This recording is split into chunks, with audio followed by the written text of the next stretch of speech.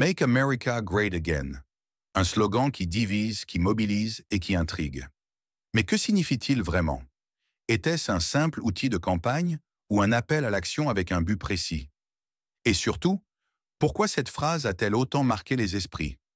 Ce qui est surprenant, c'est que ce n'est pas Donald Trump qui a inventé ce slogan. Il a en fait été utilisé pour la première fois par Ronald Reagan lors de sa campagne présidentielle en 1980.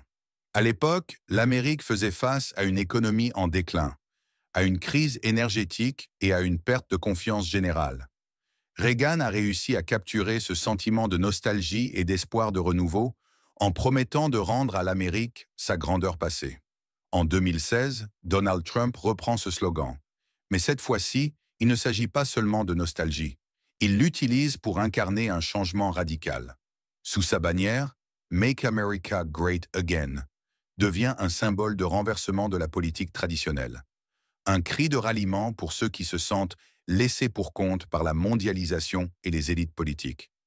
Les industries locales déclinantes, le chômage et la perception d'une Amérique affaiblie sur la scène internationale sont autant de points qu'il utilise pour justifier la nécessité de restaurer la grandeur du pays.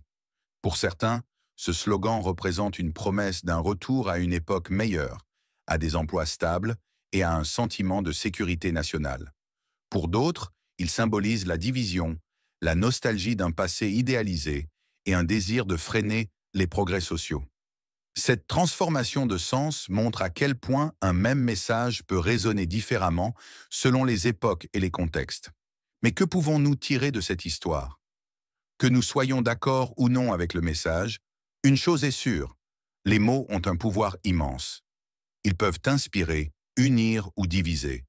Lorsqu'on communique, que ce soit dans un discours politique, au travail ou même dans notre vie personnelle, il est essentiel de choisir nos mots avec soin. Un message clair qui parle au cœur des préoccupations des gens peut faire toute la différence. Alors, lorsque vous avez quelque chose d'important à dire, pensez à la manière dont cela sera perçu par les autres. Que voulez-vous vraiment communiquer? Quel est l'effet que vous espérez? N'oubliez jamais que ce ne sont pas seulement les mots que vous utilisez, mais aussi le contexte dans lequel vous les placez qui leur donnera leur véritable puissance.